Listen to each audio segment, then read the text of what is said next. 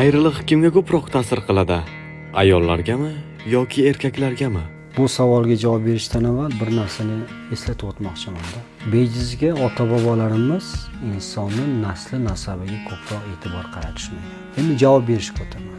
Misol tariqasida. Tasavvur qiling, sizda otxonangiz bor. Bu yerda zotdor ot boqasiz. Uni yoniga bir eshakni olib kelib bog'lab boqa boshladingiz. Ma'lum bir muddat o'tgandan so'ng ularni ayirib tashladingiz. Ayriliq qay biriga ko'proq ta'sir qiladi? Eshakkami yoki zotdor otgami? Albatta, eshakka ta'sir qilmaydi. Avvalgiday u eshak bo'lgani uchun ham yashashda davom etadi. Ot esa aqli farosati jihatdan eshakdan ustun bo'lgani uchun unga og'ir botadi. Unga ayriliq qayg'uli kechadi. Gap bu yerda qay biri erkak yoki ayollik emas.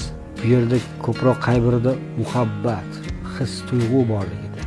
Shunday ekan, munosabatga kirishdan avval oilaviy, do'stona bo'lsin, eshak sifat odamlarni tanlab qo'yishdan ehtiyot bo'ling.